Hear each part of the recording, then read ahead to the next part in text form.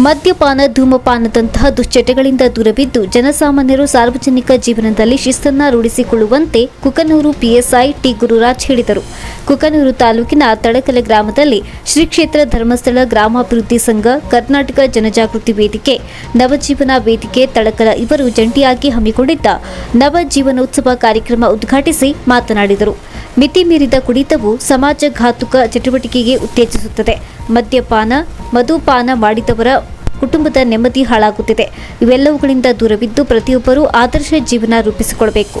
ಧರ್ಮಸ್ಥಳ ಟ್ರಸ್ಟ್ನ ಜನಜಾಗೃತಿ ಕಾರ್ಯಕ್ರಮ ಹೊಸ ಜೀವನ ನಡೆಸುವಲ್ಲಿ ಎಲ್ಲರಿಗೂ ಉಪಯುಕ್ತವಾಗಿದೆ ಎಂದು ಕುಕನೂರು ಠಾಣೆಯ ಪಿಎಸ್ಐ ಗುರುರಾಜ್ ಟಿ ಹೇಳಿದರು.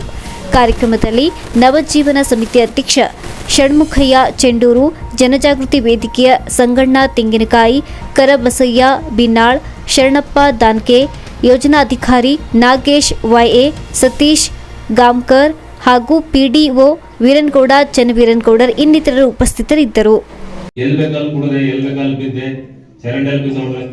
ಸುಮಾರು ನೋಡಿದ್ವಿ ನಾವು. ಇಂಥ ಶಿಸ್ತಿನ ಜೀವನ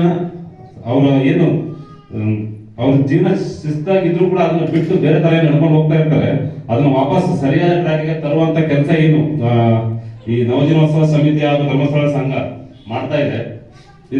ಮಾಡಿ ಕೆಲವೊಂದ್ ಕಡೆ ಗಾಂಜಾಗೆ ಮತ್ತು ಮಕ್ಕಳುಗಳು ಅಡಿಕ್ಟ್ ಆಗ್ಬಿಟ್ಟು ತಮ್ಮ ಜೀವನ ಬಹಳ ಹಾಳು ಮಾಡ್ಕೊತಿದ್ದಾರೆ ಸರ್. ತಾವು ಅಲ್ಲೊಂಥರ ಸೆಮಿನಾರ್ಸ್ ಅರೇಂಜ್ ಮಾಡಿ ಅವ್ರಿಗೊಂದ್ ಸ್ವಲ್ಪ ಅವೇರ್ನೆಸ್ ನಾವು ಕೂಡ ಮಾಡ್ತಾ ಇರ್ತೀವಿ.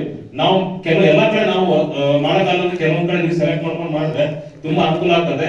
ಮಕ್ಕಳ ಜೀವನ ರೂಪಿಸೋದ್ರಲ್ಲಿ ಒಳ್ಳೆ ಕೆಲಸ ಮಾಡ್ಬೋದು ಅಂತ ಹೇಳ್ತಾ